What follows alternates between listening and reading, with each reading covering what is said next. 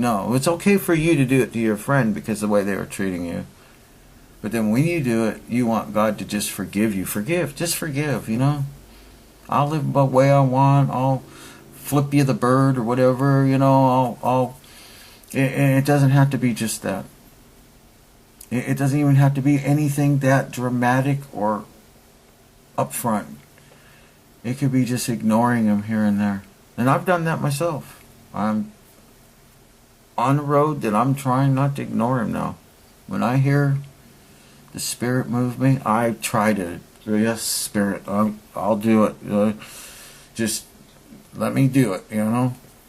You know, you put him off. Some of you put him off. You're putting him off when you grab that nice leather Bible with the gold edges on the pages and that little pretty marker that's sitting out there, and you tuck it up underneath your arm, and you go into that church, and that pastor's up there in a nice fine suit, and there's 12, 14, 15,000 of people like Osteen's church, you know. I got 25,000 people every time I do my church thing. Fake teeth, big suit. And you got that Bible tucked up under there. And then you go home after you've listened to it, and you set that Bible down. Proudly you arrange it, you know, so make sure everybody sees that. You know, you gotta make sure that they see that you're a Christian. But you never opened it. The pages aren't even bent. They're not even moved, because you don't want to ruin that Bible, because it costs you a lot of money. You know? You want to make sure everybody sees it in pristine shape.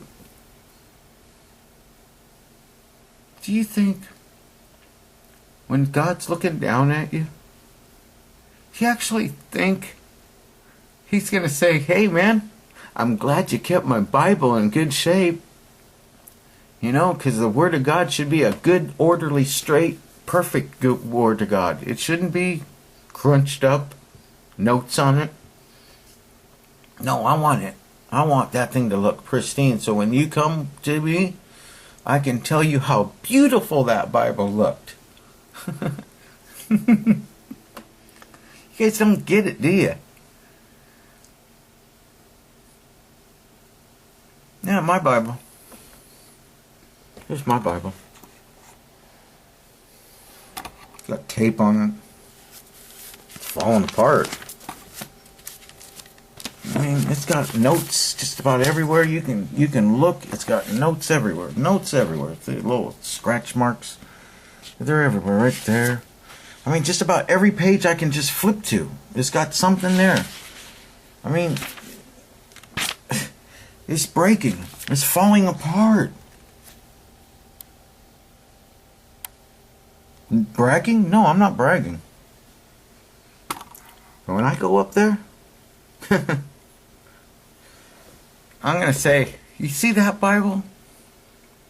Man, I wore that thing out. I couldn't get enough of that thing. I'll say, man, I got this. It was given to me. It's basically a $5 Bible. It's nothing pretty. It's got red letters on it. It's King James. But it's like one of those giveaway Bibles. You know, it's got all these little marks on it. You know, it's got notes everywhere. It's because I crave that word.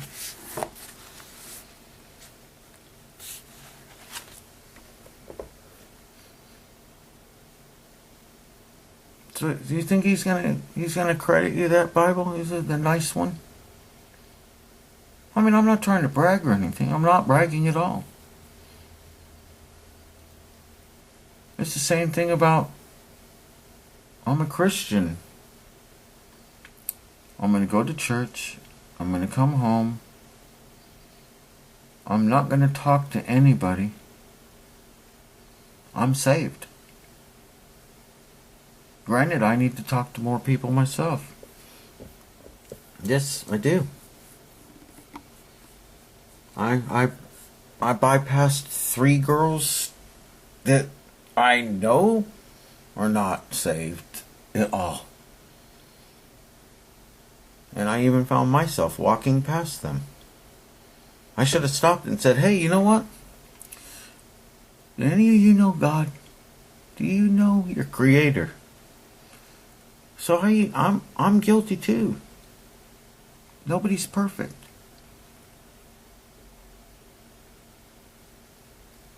But I'm telling you, do you think He's going to like people like this? That aren't even trying at all. Not at all. Or people that... suppose that there may have been the figure of some kind of deluded rabbi present at that time. The first is the fakery of the story. The fakery itself proves something. The prophecy says this man... You're the boss, and you're having to listen to this. Of David's line in David's town. Means he must be born in Bethlehem. Jesus of Nazareth is well known to be born in Nazareth. In order to get him to Bethlehem, a huge fabrication has to be undertaken. A census is... You're the boss. You're the boss, and that's your employee. The people of the region... And you know he's talking about your... That's never about you. Quirinius was not governor of Syria in that year, as the Gospels say. None of the story... You're going to keep him on the payroll? True in any detail, fire him. and not one of the Gospels agrees with each other on this fabrication. That's a good one, huh? Itself, you're fired. Something. If they were simply you're fired. to make up the whole thing, this time it's for real. You just don't get to pack up your stuff in your desk and put it in a box and get on an elevator and go home. No, no, no, no, no. So the very falsity of it, when you're fired from the Creator, to make it come right, you're fired. there may have been a charismatic, deluded individual wandering around at that time. But which is most impressive to you? The fantastic fabrications. So, are you on the top of the food chain? Inane and inarticulate preachments. And you can't even keep the ants off you.